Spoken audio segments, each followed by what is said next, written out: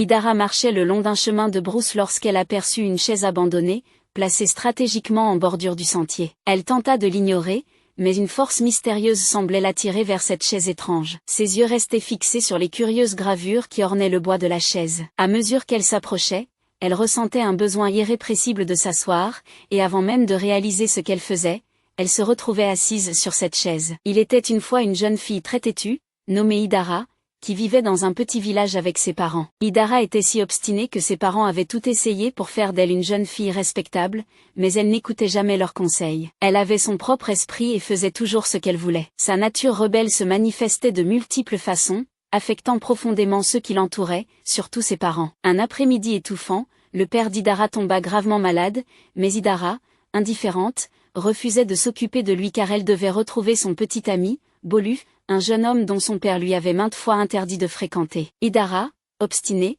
continuait de voir Bolu, ignorant les mises en garde de son père. Ce jour-là, alors qu'elle se préparait à sortir pour rejoindre Bolu, son père, malade et affaibli, l'appela à ses côtés et la supplia de livrer un petit colis à une certaine adresse dans le village. Il la supplia également de ne pas emprunter le chemin de brousse menant au marché du village, car il était dangereux. Idara promit à contre-ségur de prendre un autre chemin, mais, voyant son père dans un état si préoccupant, elle n'eut d'autre choix que d'accepter la tâche. Elle quitta la maison avec le colis, mais après avoir marché quelques minutes, Idara décida d'emprunter le chemin de brousse, bien qu'elle sache que c'était risqué. C'était la route la plus rapide pour arriver à destination, et Idara, impatiente de retrouver Bolu, ne voulait pas perdre de temps. En marchant rapidement sur le sentier, Idara fut confrontée à un groupe de jeunes hommes qui lui arrachèrent le colis des mains avant de s'enfuir. Elle tenta de récupérer le colis, mais les hommes étaient plus forts et s'échappèrent. De retour chez elle, Idara raconta l'incident à son père, qui fut tellement bouleversé par la nouvelle qu'il eut une attaque. Ce qu'Idara ignorait,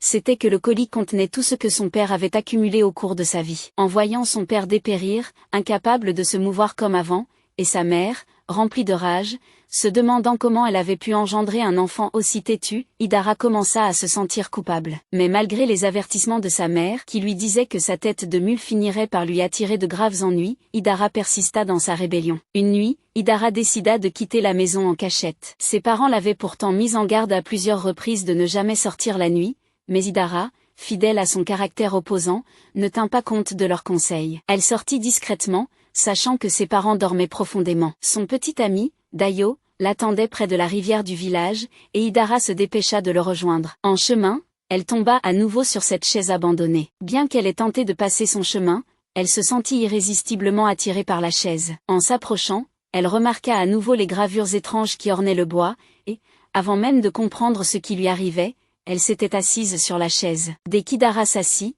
un frisson glacé parcourut son échine. Elle eut l'impression que la chaise l'enlaçait, l'emprisonnant dans une étreinte invisible. Elle tenta de se lever, mais son corps refusait d'obéir, et son cœur se mit à battre à tout rompre alors qu'elle hurlait de frustration. Elle se débattit, essayant de se libérer, mais plus elle luttait, plus l'étreinte de la chaise se resserrait. Soudain, le décor autour d'elle changea. Le sentier familier disparut, laissant place à un lieu totalement inconnu, baigné d'une lumière éclatante. Figée par la peur, Idara se demanda où elle pouvait bien être. Perdue et désorientée, elle erra seule dans ce monde étrange, espérant rencontrer quelqu'un qui pourrait lui expliquer ce qui se passait. Après des heures de marche, Idara sentit une main se poser sur son épaule. En se retournant, elle découvrit une jeune fille portant un lourd panier sur la tête, visiblement épuisée. Jamais Idara n'avait été aussi heureuse de voir quelqu'un, et elle se précipita pour demander à la fille qui elle était et où elle se trouvait. La jeune fille se présenta sous le nom de Simi et expliqua qu'elles étaient piégées dans le pays des familiers. Simi révéla qu'elle était prisonnière de cet endroit depuis de nombreuses années,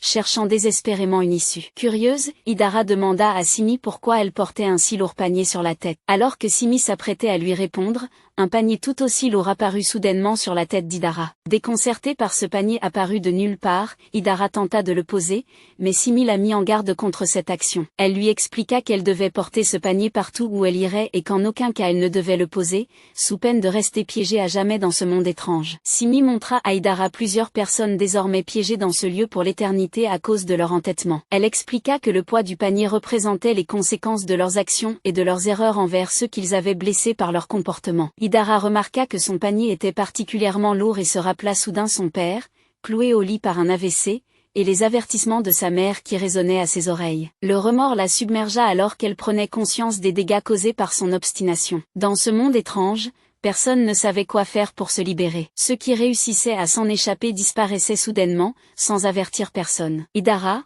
terrifiée, se demandait ce qu'elle devait faire pour quitter cet endroit. Elle resta auprès de Simi, qui la guida à travers ce pays mystérieux. Pendant des jours, Idara dut porter ce lourd panier sur sa tête, incapable de s'en défaire. Elle remarqua même que plus les jours passaient, plus le panier devenait lourd, sans comprendre pourquoi. Un jour, elles rencontrèrent un jeune garçon, à l'apparence très riche, qui semblait venir d'arriver dans ce monde étrange. Il s'apprêtait à poser son panier au sol lorsqu'Idara se précipita pour l'en empêcher. Le garçon, furieux, lui demanda qui elle était pour lui dire quoi faire. « Je n'ai pas besoin de ce panier, rétorqua-t-il. Idara le supplia de ne pas le poser, expliquant que le panier représentait le poids de leurs actions passées et que le déposer les condamnerait à rester piégés dans ce monde pour l'éternité. Juste au moment où elle parvenait presque à convaincre le garçon, une vieille femme fit son apparition. Elle dit au garçon que tout ce qu'Idara avait raconté n'était que mensonge. Selon elle, ceux qui portaient des paniers ne faisaient que se condamner eux-mêmes à la souffrance, et que le garçon devait se libérer en posant immédiatement son panier. Le jeune garçon,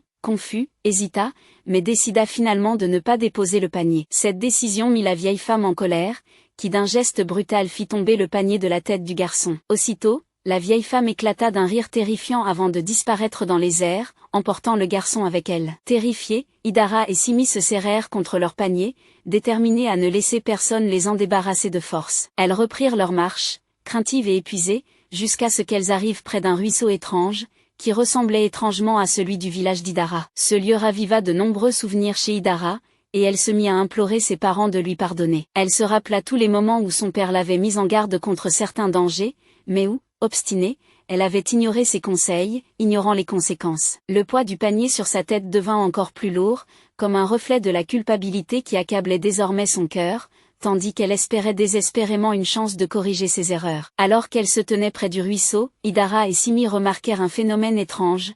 L'eau du ruisseau se transforma en une surface réfléchissante, semblable à un miroir. Dans ce reflet, elles virent des scènes de leur passé, des moments de désobéissance, de rébellion, et la souffrance qu'elles avaient infligée à ceux qui les entouraient. Idara se vit ignorer les supplications de son père, défier les avertissements de sa mère, et revit le moment où son père avait subi son AVC. Le ruisseau reflétait le poids de leurs actions d'une manière qu'elle n'avait jamais pleinement comprise auparavant. Dévastée, Idara éclata en sanglots, réalisant l'ampleur de la douleur qu'elle avait causée. Elle implora le pardon, non seulement de ses parents, mais de toutes les personnes qu'elle avait blessées dans sa vie. À mesure qu'elle pleurait, le panier sur sa tête commença à s'alléger. Simi, voyant la transformation d'Idara, suivit son exemple et demanda pardon pour ses propres méfaits. Les paniers sur leur tête devinrent de plus en plus légers, jusqu'à ce qu'ils ne pèsent presque plus rien. Elles se regardèrent, enveloppées par une lumière éclatante, et Idara se retrouva soudainement de retour dans son village, debout seule près du ruisseau du village. Idara n'en croyait pas ses yeux. Elle décida de rentrer chez elle,